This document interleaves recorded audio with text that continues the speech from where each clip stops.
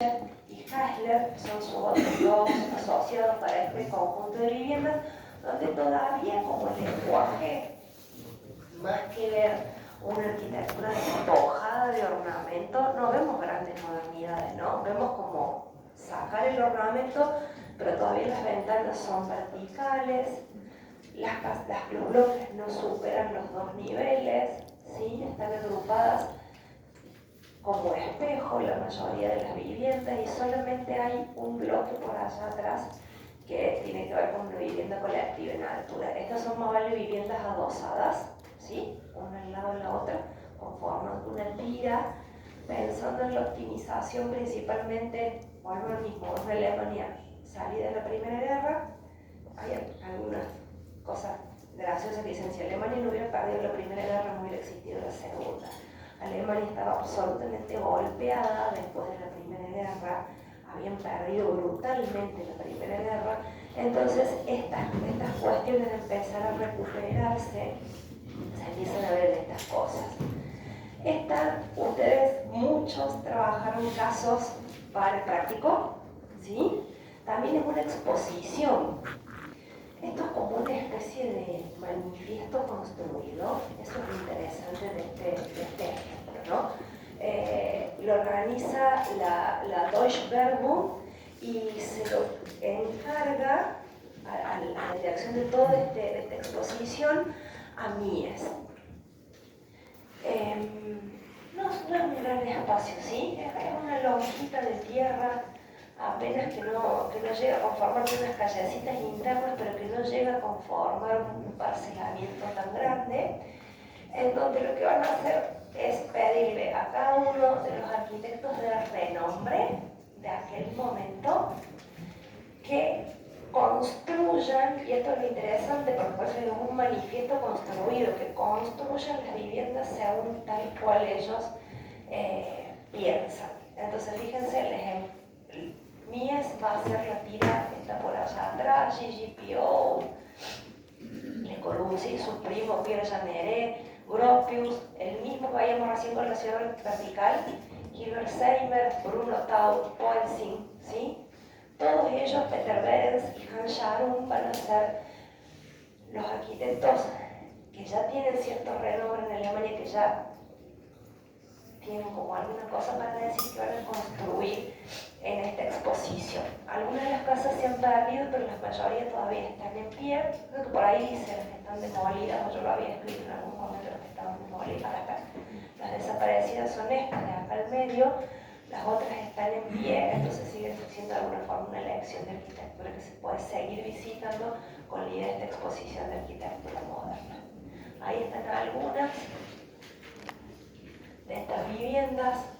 Mías que propone vivienda colectiva, estas otras que son viviendas, estas son viviendas individuales, esta es agrupada, no colectiva, sino agrupada, ¿sí? Como las que veíamos recién de Gropius. Y la reunión científica que más va a dominar este tiempo va a ser una serie de congresos internacionales de arquitectura moderna. Les acabo de decir la sigla. El SIAM o los SIAM son los congresos internacionales de arquitectura moderna. El primero se realiza en 1928, el último en 1959. Van a ser 11 encuentros en total. Uno queda sorprendido. Y esta es la listita de cada uno con los temas que se trataron principalmente. Esta lista les debería ayudar a completar esta otra que tienen de este lado, ¿sí? Donde allá están agrupados, entonces el primero, el segundo y el tercero, el cuarto, el quinto y el sexto. ¿Qué pasó por acá en medio? Miren qué lindo salto. 10 años, la Segunda Guerra Mundial. ¿Sí? Entre medio, el que debería haberse realizado se debería haber realizado en Estados Unidos. Y bueno, después los vamos a ir viendo un poquito, aunque nos vamos a concentrar como temas problema en los primeros, ¿sí? Porque es ese tiempo entre guerras. Los otros se los voy a mostrar como para que sepan cómo va esta disolución, pero nos vamos a ocupar en la próxima unidad un poco de lo que sucede a partir de esta disolución. Bien.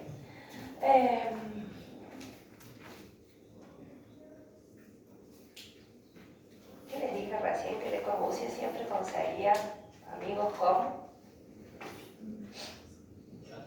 ¿Ya está? No perdió la costumbre nunca. Entonces, en el año 1928 le pide a esta señora que se llama Helene Mandrot, que no está en la foto. La señora es esta que está acá en medio, ¿no? ¿Está claro que lo dueña de todo? Como está paradita. ¿Sí? Estoy buscando el nombre entre medio. Acá está, Helene Mandrot.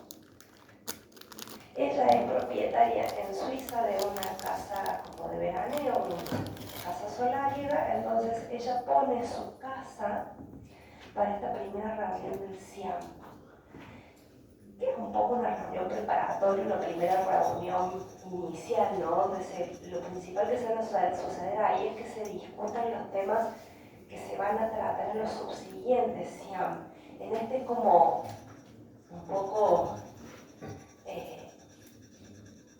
de reconocerse y demás, los arquitectos que participan son casi todos de nacionalidades europeas, ¿sí? Fíjense, consíguenme uno que no sea europeo.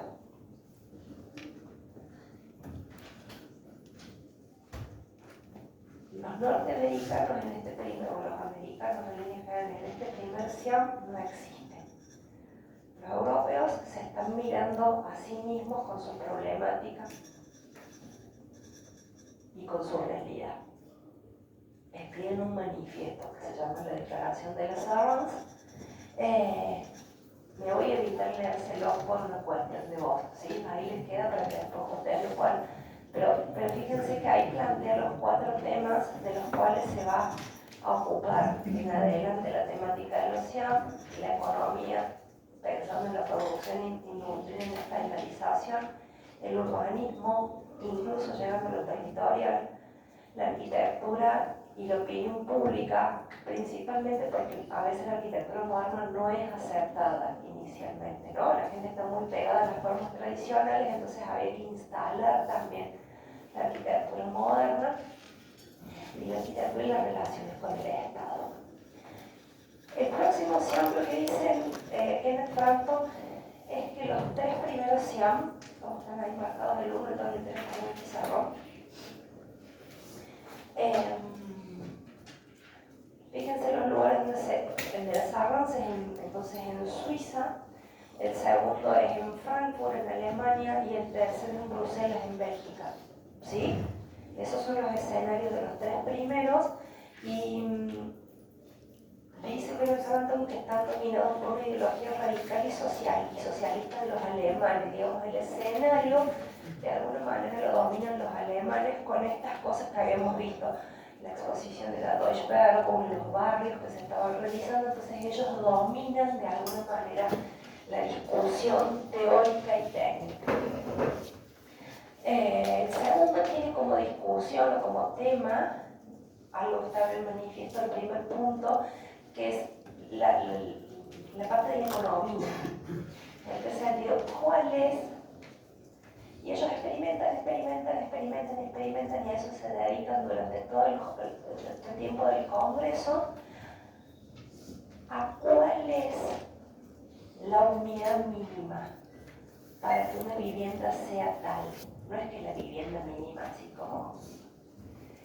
¿Cuáles son las características mínimas que tiene que tener una vivienda para que sea tal, para que sea habitable?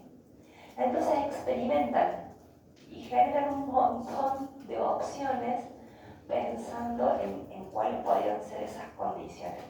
Y una de en los textos que se van produciendo, cada CIAM produce un texto.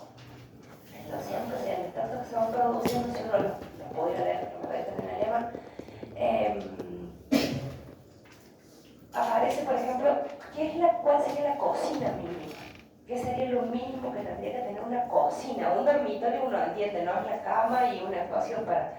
Pero ¿qué es lo mínimo que tiene que tener una cocina cuando todavía las cocinas no tenían las comodidades que tenemos nosotros ahora? ¿sí? Entonces piensen en cocinas como todavía con otras tecnologías, con otras formas de, no había heladera, piensen en un montón de cosas, entonces cómo tenía que ser esa cuestión mínima de cada uno de estos espacios, ¿sí? Entonces esas son algunas de las exploraciones como para ilustrárselos.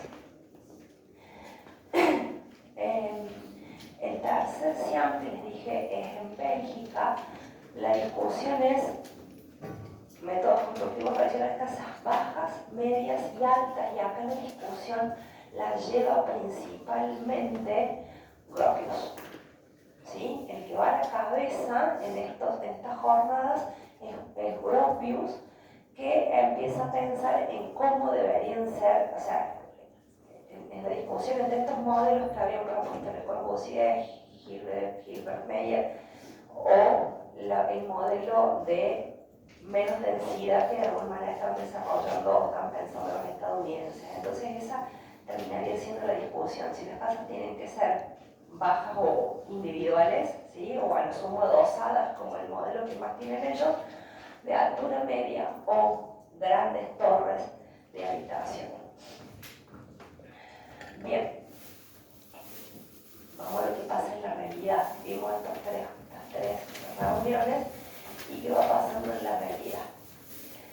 Esto, si tienen un ratito de tiempo, investiguenlas porque fueron declaradas en el 2009, creo, Patrimonio de la Humanidad. Son 6 barrios en la ciudad de Berlín que se establecieron como colonias barrios obreros, ¿sí? Entonces yo acá les tengo un solo sector, hay una planta que tiene la ciudad de Berlín con todos los puntos, que son los que tienen que ver con la Declaratoria de Patrimonio de la Humanidad, y puntualmente, fíjense lo interesante, porque nadie me resulta interesante. La colonia de la fábrica Siemens, ¿sí? La colonia es para los empleados de la fábrica Siemens. Pero ¿quién construye todo? El Estado. Quien se ocupa de la vivienda para los trabajadores de la fábrica Siemens es el Estado. Que después entra toda esta cuestión del bajo costo, de la financiación, demás, pero quien se ocupa de la construcción de la vivienda es el Estado. Insisto, luego, la verdad es que estos arquitectos alemanes estaban vinculados a través de una especie de asociación que se llama Der Ring.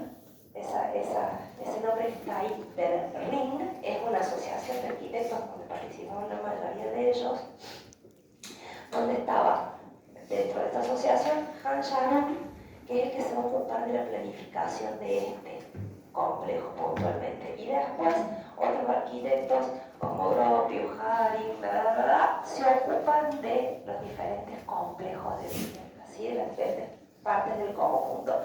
Entonces, fíjense,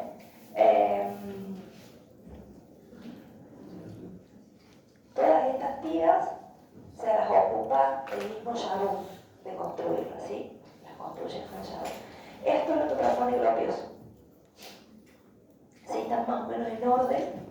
Y es lo que va proponiendo algunas, fíjense que son como sumamente modernas, y algunas que están todavía ligadas a un lenguaje un poco más tradicional, con materiales tradicionales, ladrillos y demás, todas viviendas colectivas.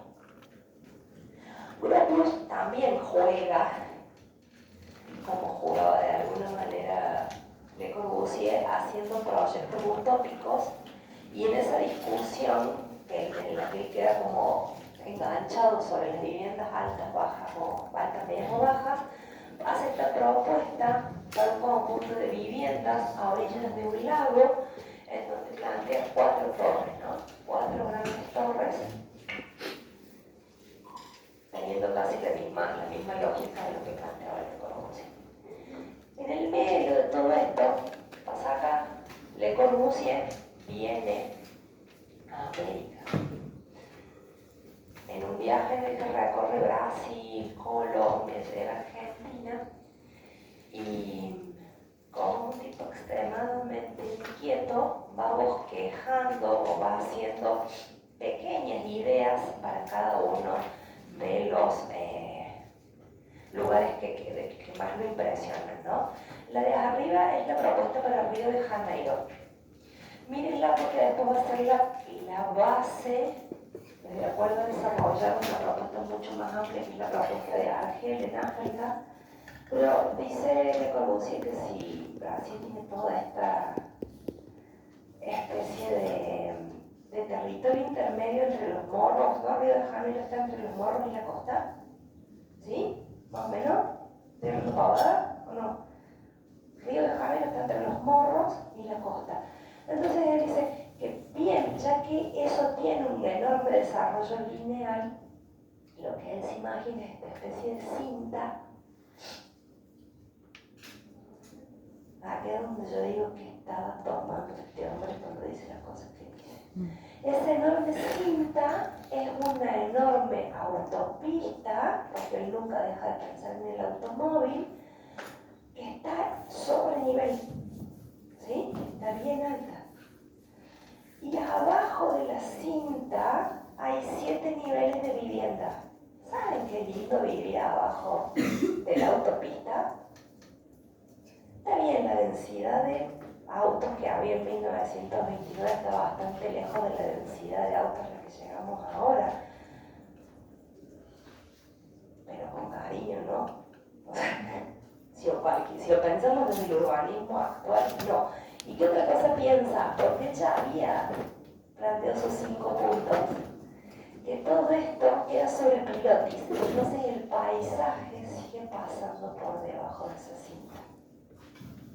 Díganme lo que quieran, porque ya digo que ya hice pelota yo, así que ustedes pueden hacer la pelota con confianza.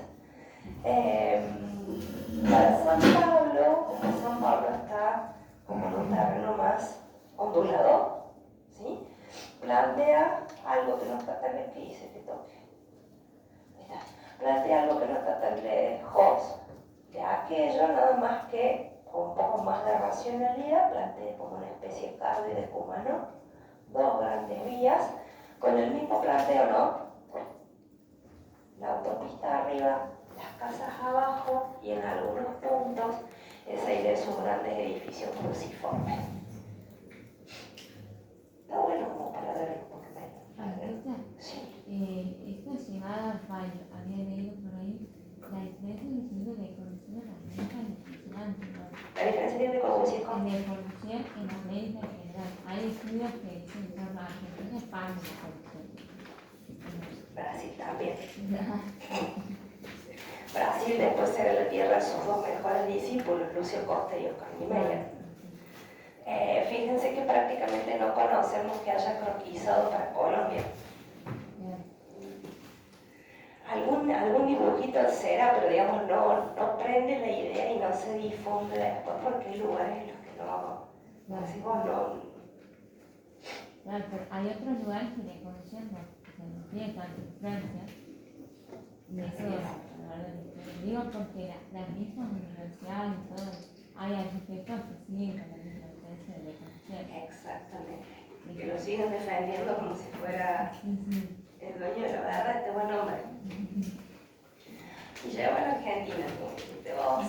Y llegó a la Argentina y ella había estado en Nueva York y había quedado subyugado por la idea de los rascacielos estadounidenses, ¿no? Que tenían una libertad compositiva que él no permitía, ¿no? Porque eran todos diferentes, todos distintos autores, él creía en esa homogeneidad de lo urbano. Entonces él dice, si Nueva York es como esta especie de faro para América del Norte, Buenos Aires estaría destinada a convertirse en el faro de América del Sur. Y hace estos cortecitos como medio fuera de escala, porque ahí le meten el límite, ¿no? Como que los corta. Acá está el Pacífico, la cordillera, la Pampa. Nos lleva a todos puestos, ¿no? La Pampa, Buenos Aires. Y lo que él se imagina de que debería ser el puerto de Buenos Aires y ya le voy a mostrar qué es lo que piensa ahí. ¿Sí? Por ahí van las cosas, los avioncitos, ¿dónde tendrían que terminar los aviones? Ojo. Esa es la imagen que pinta Le Corbusier cómo él se imagina, porque él llega en barco, de cómo se imagina que debería ser la skyline de Buenos Aires. El Río de la Plata, la Pampa chata y estas torres que funcionan como una especie de faros o de hitos. Y ahí les explico en el borroneo que hace, porque estas cosas le conducían una serie de charlas. Y no había pizarrones como los que tenemos nosotros ahora, entonces a él le ponían esas cosas con papeles y él garabateaba y daba vuelta en la hoja, se ubican. Y bueno, estas cosas son los garabatos que él hacía mientras daba las conferencias. No son dibujos pensados así como mientras él iba hablando y le iba diciendo a la gente lo que él se imaginaba, él iba como si tuviera un pizarrón rayoneando. Entonces tienen como esa cosa de croquis de idea, de ir pensando mientras hablas. Entonces dice, acá está Buenos Aires, la ciudad, fíjense, ya la marca con todas las tramas como está Buenos Aires, ¿no? Con todas las tramas que se van acomodando como se puede. Entonces él dice, este es el puerto, se lo imagina mucho más importante. Una isla donde tendría que ir esos edificios cruciformes que él se imagina, la isla de los negocios, donde deberían instalarse las torres corporativas de casi todas las empresas que tengan relación con esto, y sigue más allá y pone el aeropuerto sobre el Río de la Plata. Vos, Anita, no sos tan chiquita, tampoco sos tan grande, pero vos te acordarás de la época en que Carlitos Menem quería hacer el aeropuerto arriba del Río de la Plata. Digo, ¿cómo hay cosas que prenden, esto que vos decís, Cami, ¿no? Que prenden en el ideario y se aferran, ¿no? Y es una barbaridad lo que dijo Le Corbusier, y era un croquisito de ideas, y lo discutimos hasta los 90. Lo discutimos en la Argentina por 60 años, como una posibilidad viable. No somos Dubái, no tenemos el desierto atrás nuestro. Vamos a hacer un puerto donde se nos cante porque tenemos toda la pampa por detrás. Bueno, y acá plantea algunas cosas más que ya después las van a ver mucho más desarrolladas cuando ustedes analicen el plan que él realiza junto con Kurchan y Arroy. ¿Qué pasó acá? ¿También me faltó una? Sí. No, me parece que vamos a terminar dando la del favor del PDF. ¿Qué le pasa?